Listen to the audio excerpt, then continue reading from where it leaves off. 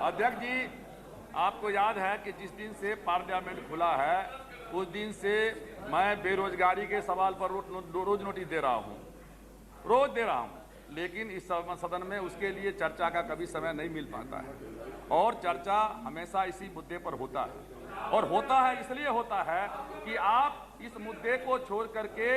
दूसरा मुद्दा आप रखना ही नहीं चाहते हैं पार्लियामेंट में। और सर आज कोई वजह नहीं था प्रधानमंत्री सर मैं आपसे दो ही बात कहना चाहता हूं कि इस देश में मैंने कई एक बार कहा है कि एक होता है व्यक्ति का इंटरेस्ट, एक होता है पार्टी का इंटरेस्ट और एक होता है देश का इंटरेस्ट। जब पर्सनल इंटरेस्ट या पार्टी का इंटरेस्ट नेशनल इंटरेस्ट से ऊपर चला जाता है तो देश कमजोर होता है। और ये जो कुछ हो रहा है, आप कह सकते हैं कि मैं राजनीति कर रहा हूं, लेकिन टीडीपी क्या कर रही है, जनता दल क्या कर रही है, समता पार्टी क्या कर रही है? प्रधानमंत्री को हिम्मत है तो ये कानून लावे, कैबिनेट से प्रस्ताव पास करके लावे प्रस्ताव पास करके, इनकी हिम्मत है। ये किसी चीज पर नहीं ला सकते हैं, किसी चीज पर नहीं ला सकते हैं। इसलिए मैं आपसे कहना चाहता हूं कि मैं प्रधानमंत्री जी से मैं इतना ही आग्रह करना चाहता हूं कि प्रधानमंत्री जी,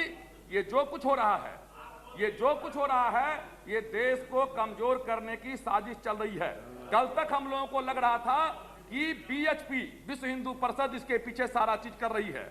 लेकिन हमारे जैसे लोग ये अनुभव कर चुके हैं कि ये जो है बीएचपी हो, बजरंग दल हो, बीजेपी हो, ये सब जो है ये सब चैनल है, जो ट्रांसमीटर है टीवी है वो आरएसएस है और आरएसएस का ये सारा प्लान है उस प्रोग्राम को आपको कठपुतली बनाए जाने का काम कर रहा है। इसलिए सर मैं आपसे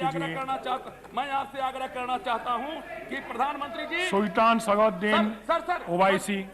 सर लास्ट लाइन तो करने दीजिए। इसलिए सर मैं आपसे कहना चाहता हूं कि प्रधानमंत्री जी, आपके दिल से जो आवाज निकलती है वो सही निकलती है। गुजरात में आपने जो कहा था वो सही कहा था नरेंद्र मोदी के संबंध में, और गोवा में जाकर के जब आपने भीड़ को देखा तो पलट गए। आप